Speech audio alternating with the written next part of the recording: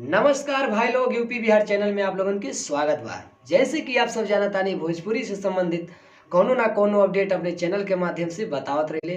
कौन गाना आए वाला बा, कौने गाना के टीजर आए वाला बा और कौने फिल्म के टीजर आए वाला बा, कौन फिल्म आए वाला बा। अपने चैनल के माध्यम से आप लोगन के डेली बाय डेली बतावत रहिले, अपडेट देत रहिले। तो ऐसे ही अपडेट देखे खातिर भोजपुरी से संबंधित कुछ ना कुछ आप लोगन के डेली बाय डेली देखे और सुने एंजॉय लेवे खातिर हमारे चैनल के सब्सक्राइब के लिए यूपी बिहार। अगर यूपी बिहार चैनल के आप लोगन सब्सक्राइब करता नहीं तो भोजपुरी से संबंधित आप लोगन के जौन भी खबर मिली अच्छा मिलत रही, अच्छा आप लोग देखत रह, कौनो विवाद के बारे में आप लोगन के पता चलत रही।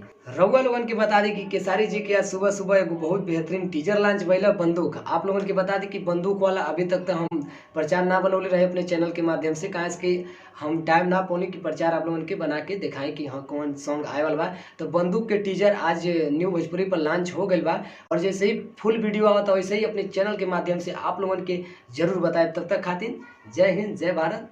ज़्यादा से ज़्यादा आप वीडियो के शेयर करी और हमारे चैनल के सब्सक्राइब करी, अपन चैनल के सब्सक्राइब करी यूपी बिहार। अगर आप लोग यूपी बिहार चैनल के सब्सक्राइब करता नहीं तो आप लोगन के भोजपुरी से संबंधित डेली बाय डेली कोनो ना कोनो अपडेट देखे और सुने के मिली।